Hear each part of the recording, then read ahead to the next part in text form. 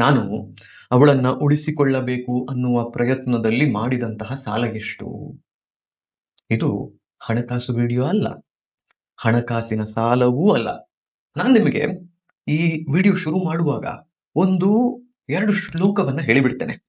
ಯುಧಿಷ್ಠಿರ ಉವಾಚ ಕಿಮೇಕಂ ದೈವತಂ ಲೋಕೆ ಕಿಂ ವಾಪ್ಯೇಕಂ ಪರಾಯಣಂ ಸ್ತುವಂತಃ ಕಂಕಮರ್ಚಂತಃ ಪ್ರಾಪ್ನುಯುರ್ಮಾನವಾಃ ಶುಭಂ ಕೋ ಧರ್ಮಃ ಸರ್ವಧರ್ಮಾಣಾಂ ಭವತಃ ಪರಮೋ ಮತಃ ಕಿಂ ಜಪನ್ ಮುಚ್ಯತೆ ಜಂತುರ್ಜನ್ಮ ಸಂಸಾರ ಬಂಧನಾತ್.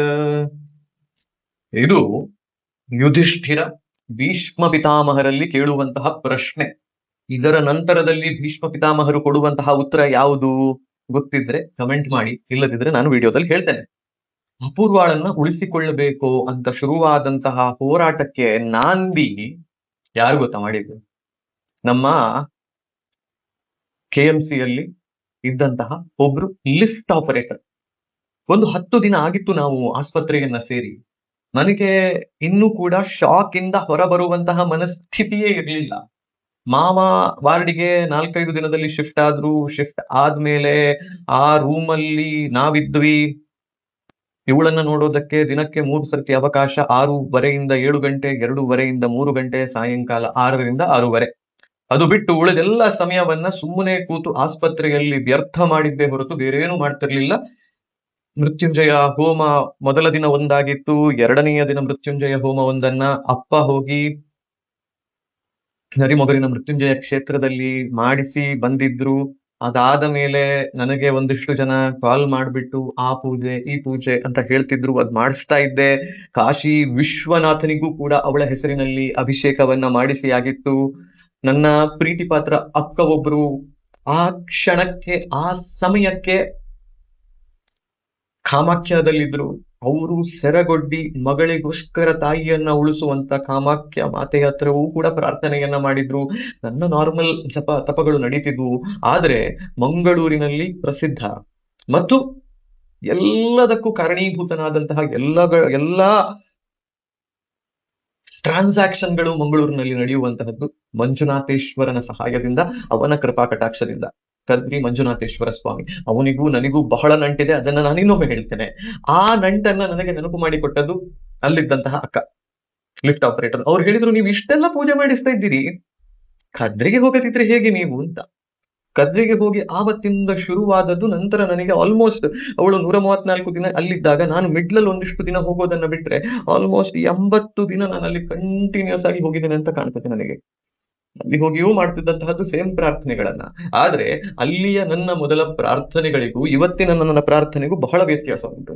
ಅಲ್ಲಿ ಹೋಗಿ ಭರಣಿ ನಕ್ಷತ್ರೇ ಮೇಷರಾಶೌ ಜಾತಾಯಾಃ ಮಮ ಧರ್ಮಪತ್ನ್ಯಾಃ ಅಪೂರ್ವಾ ನಾಮ್ಯಾಃ ಆಯುಷ್ಯ ವೃದ್ಧ್ಯರ್ಥಂ ಆರೋಗ್ಯ ಸಿದ್ಧ್ಯರ್ಥಂ ಸಕಲ ಪೀಡಾ ನಿವಾರಣಾರ್ಥಂ ಪಿತೃದೋಷ ನಾಗದೋಷ ನಿವಾರಣಾರ್ಥಂ ಇಹ ಜನ್ಮನಿ ಜನ್ಮ ಜನ್ಮಾಂತರಿ ಕೃತ ಸರ್ವ ಪಾಪ ವಿಮೋಚನಾರ್ಥಂ ತಸ್ಯ ಶೀಘ್ರ ಆರೋಗ್ಯ ಪ್ರಾಪ್ತ್ಯರ್ಥಂ ಅಂತ ಹೇಳಿಕೊಂಡು ಶುರುವಾಗ್ತಾ ಇದ್ದಂತಹ ಈ ಪ್ರಾರ್ಥನೆ, ಅದಕ್ಕೆ ಮತ್ತೆ ಬಾಲಗಳು ಸೇರಿ ಸೇರಿ ಸೇರಿ ಸೇರಿ ತುಂಬಾ ಉದ್ದಾಗಿತ್ತು.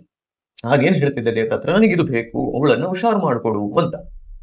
ಹೀಗೆ ಮಾಡ್ತಿದ್ದಾಗ ವಿಷ್ಣು ಸಹಸ್ರನಾಮದ ಪಾರಾಯಣವನ್ನ ಮಾಡು ಅಂತಂದ್ರು, ಮಾಡ್ತಿದ್ದೆ. ಬೇರೆಯವರ ಹತ್ರವೂ ಪಾರಾಯಣ ಮಾಡ್ಲಿಕ್ಕಾಗ್ತದ ಕೇಳು ಅಂತ ಕೆಲವರು ಹೇಳಿದ್ರು, ಕೇಳಿದೆ. ನನಗೋಸ್ಕರ ಕಾಮಾಖ್ಯದಲ್ಲಿ ಪ್ರಾರ್ಥನೆ ಮಾಡಿದಂತಹ ಅಕ್ಕ ಇದ್ದಾರಲ್ಲ, ಅವರು ಒಂದು ದಿನ ನನಗೊಂದು ಪ್ರಶ್ನೆಯನ್ನ ಕೇಳಿದ್ರು. ಅಲ್ಲ, ನೀನೆಷ್ಟು ದೊಡ್ಡ ಸಾಲ ಮಾಡ್ತಿದ್ದೀಯ ಅನ್ನೋದು ನಿನಗೆ ಗೊತ್ತಿದ್ಯಾ? ಅಪೂರ್ವ ಎದ್ರೆ ನಿನ್ನ ಹತ್ರ ಕೇಳ್ತಾಳೆ, ನನ್ನನ್ನ ಕೇಳಿ ನೀನ್ ಇದನ್ನ ಮಾಡಿದೀಯಾ? ಎಷ್ಟು ದೊಡ್ಡ ಸಾಲದಲ್ಲಿದ್ದೇವೆ ನಾವು ಅನ್ನೋದು ನಿನಗೆ ತಿಳಿದಿದೆಯಾ ಅಂತ. ಎಂತ ಸಾಲ ಅಂತ ನೀವು ಯೋಚನೆ ಮಾಡಿದ್ರೆ, ನಾನು ಮೊದಲಿಗೆ ಓದಿದಂತಹ ಆ 2 ಶ್ಲೋಕಗಳಿದ್ದಾವಲ್ಲ, ಆ 2 ಶ್ಲೋಕದಲ್ಲಿ ಯುಧಿಷ್ಠಿರ ಎಷ್ಟು ದೊಡ್ಡ ಪ್ರಶ್ನೆಗಳನ್ನ ಭೀಷ್ಮ ಪಿತಾಮಹರಿಗೆ ಕೇಳಿದ್ದಾನೆ ಅನ್ನೋದು ಗೊತ್ತಾ ನಿಮಗೆ? ಏನದು? 6 ಪ್ರಶ್ನೆಗಳನ್ನ ಅವನು ಕೇಳಿದ್ದು. ಮೊದಲನೆಯದು, ಯಾರು ಆ ಶ್ರೇಷ್ಠನಾದಂತಹ ಭಗವಂತ, ಯಾರ ಪಾರಾಯಣವನ್ನ ಒಬ್ಬ ವ್ಯಕ್ತಿ ಮಾಡಬೇಕು ಅಂತ ಅವನು ಕೇಳೋದು. ಅದ್ರ ಜೊತೆಗೆ 2ನೆಯ ಪ್ರಶ್ನೆ, ಒಬ್ಬ ಮನುಷ್ಯನಾದವನು ಈ ಭೂಮಿಯ ಮೇಲೆ ಹುಟ್ಟಿದ ಮೇಲೆ ಅವನ ಗುರಿ ಗೋಲ್ ಏನು? ಯಾರನ್ನ ಸೇರ್ಬೇಕು ಅಂತ ಇರುವಂತಹದ್ದು ನಮ್ಮೆಲ್ಲರ ಜೀವನದ ಪಥ ಅಂತ ಅವನು ಕೇಳುವಂತಹ ಎರಡನೇ ಪ್ರಶ್ನೆ. ಮೂರನೆಯದ್ದು, ನಾವು ಯಾರನ್ನ ಸ್ತುತಿಸುವುದರಿಂದ. ನಾಲ್ಕನೆಯದ್ದು, ಯಾರನ್ನ ಪೂಜಿಸುವುದರಿಂದ, ಯಾರನ್ನ ಆರಾಧಿಸುವುದರಿಂದ ನಮಗೆ ಶಾಂತಿ, ಸಮೃದ್ಧಿ, ನೆಮ್ಮದಿ ಸಿಗುತ್ತೆ ಅಂತ ಹೇಳುವಂತಹದ್ದು. ಐದನೆಯ ಪ್ರಶ್ನೆ, ಯಾವ ಧರ್ಮಾಚರಣೆಯನ್ನ ಮಾಡುವುದರಿಂದ, ಯಾವ ಕರ್ತವ್ಯವನ್ನ ಪಾಲಿಸುವುದರಿಂದ ಆ ಭಗವಂತನ ಪ್ರಾಪ್ತಿ ನಮಗಾಗತ್ತೆ ಅಂತ ಹೇಳುವಂತಹದ್ದು. ಆರನೆಯ ಪ್ರಶ್ನೆ ತುಂಬಾ ಮುಖ್ಯವಾಗಿರುವಂತಹದ್ದು, ಇಷ್ಟೆಲ್ಲ ಪೂಜೆ ಮಾಡಿದ ನಂತರವೂ ಅಪೂರ್ವ ಯಾಕೆ ಬದುಕಲಿಲ್ಲ ಅಂತ ಹೇಳುವ ಪ್ರಶ್ನೆ ಬಂದಾಗಲೆಲ್ಲ ಬರುವಂತಹ ಉತ್ತರ ಆರನೇ ಪ್ರಶ್ನೆಯಲ್ಲಿದೆ.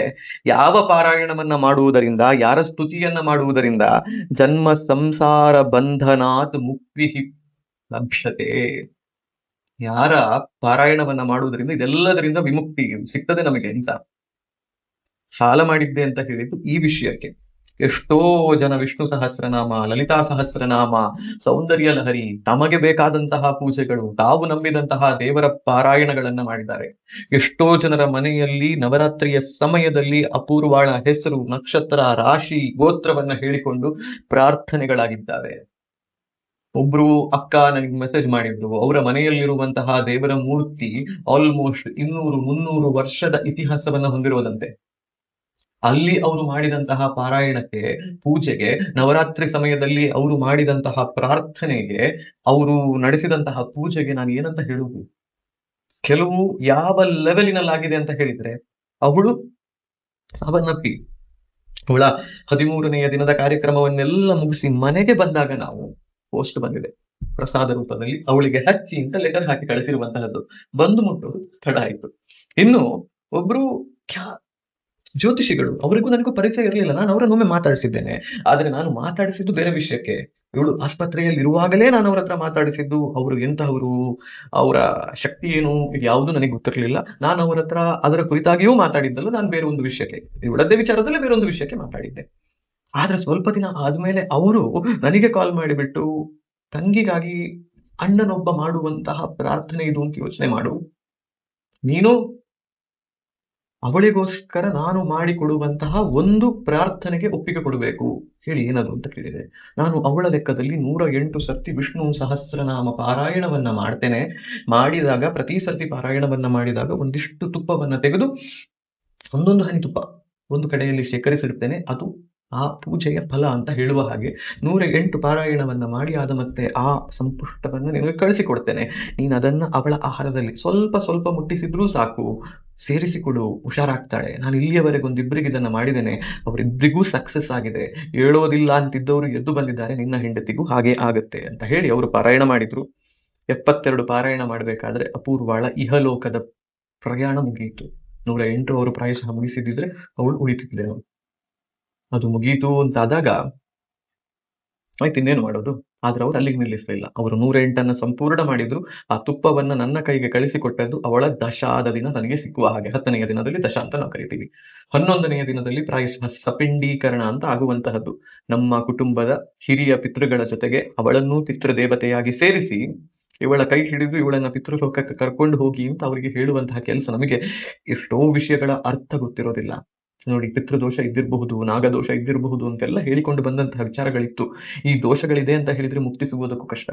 ಆದ್ರೆ ನನಗೆ ಅವರು 108 ಪಾರಾಯಣವನ್ನ ಮಾಡಿಕೊಟ್ಟಂತಹ ತುಪ್ಪವನ್ನ ಅವರು ಹೇಳಿದ್ದೇನು ಅಂತ ಹೇಳಿದ್ರೆ, ಇಹಲೋಕದ ಈ ಪ್ರಯಾಣಕ್ಕೆ ಸಹಕಾರಿ ಆಗ್ಲಿಲ್ಲ ಇದು ಅಂತ ಹೇಳಿದ್ರು ಕೂಡ, ಪರಲೋಕದ ಪ್ರಯಾಣಕ್ಕೆ ಇದು ಸಹಕಾರಿ ಆಗಬಹುದು, ಆಗತ್ತೆ.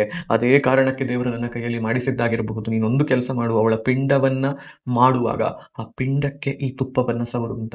ನಾನು ಅದನ್ನ ಅಷ್ಟೂ ಜಾಗೃತೆಯಿಂದ ಪ್ರತಿಯೊಂದು ಪಿಂಡಕ್ಕೂ ಅದು ಸಿಗುವ ರೀತಿಯಲ್ಲಿ ಮುಟ್ಟಿಸಿ ಮುಟ್ಟಿಸಿ ಮುಟ್ಟಿಸಿ ಪಿಂಡವನ್ನ ಮಾಡಿ ಇಟ್ಟು ಕಳಿಸಿಕೊಟ್ಟೆ. ವಿಷಯ ಇರೋದು ಇದು. ಈಗ ಎಷ್ಟೋ ಸರ್ತಿ ನಾವು ಯೋಚನೆ ಮಾಡ್ತೇವೆ, ಯಾರತ್ರ ದುಡ್ಡು ತಗೊಂಡ್ರೆ ಅದು ಸಾಲ ಅಂತ. Transactional nature of our life styles, transactional nature of our upbringing, ಪ್ರತಿಯೊಂದು ದುಡ್ಡಿನಿಂದ ಅಳಿಯುವಂತಹದ್ದು ನಾವಿವತ್ತು. ನಾನು ಅವರಿಗೆ ಕೊಟ್ಟದ್ದು ಪ್ರಾಯಶಃ 108 ರೂಪಾಯಿ. ಅವರೇ ಹೇಳಿದ್ದದು 1 ರೂಪಾಯಿ 1 ಪಾರಾಯಣಕ್ಕೆ ಅಂತ ಹೇಳಿ, ನಿನಗೆ ಬೇಜಾರಾಗೋದಕ್ಕೆ ನಾನು, ಮತ್ತು ಅದು ಸಂಪೂರ್ಣವಾಗಿ ಅವಳಿಗೆ ಫಲಪ್ರಾಪ್ತಿಗೋಸ್ಕರ ತಗೊಳ್ತೇನೆ. 108 ರೂಪಾಯಿಯನ್ನು ದಕ್ಷಿಣ ರೂಪದಲ್ಲಿ ನೀನು ನನ್ಗೆ ಕೊಡು, 108 ಪಾರಾಯಣವನ್ನು ಮಾಡಿದ್ದಕ್ಕೆ ಅಂತ. ಕೊಟ್ನೋ ಇಲ್ವೋ ಅದು ನೆನಪಿಲ್ಲ ನನಗೀಗ, ಕೊಟ್ಟಿದ್ದೇನೆ ಅಂತ ನನ್ನ ನೆನಪು ಗೊತ್ತಿಲ್ಲ, ನೋಡ್ಬೇಕು. ಬಟ್ ಯೋಚನೆ ಮಾಡಿ, ನಾನು ಹೇಳಿದಂತಹ 6 ಪ್ರಶ್ನೆಗಳ ತೂಕ ಎಷ್ಟು, ಈ ಒಂದು ಪುಸ್ತಕದ ತೂಕ ಎಷ್ಟು ಅಂತ. ಎಷ್ಟು ಪಾರಾಯಣ, ಎಷ್ಟು ಜನ ಅವಳಿಗಾಗಿ ಮಾಡಿದ್ದಾರೆ ಅಂತ ಯಾರಿಗ್ ಗೊತ್ತು?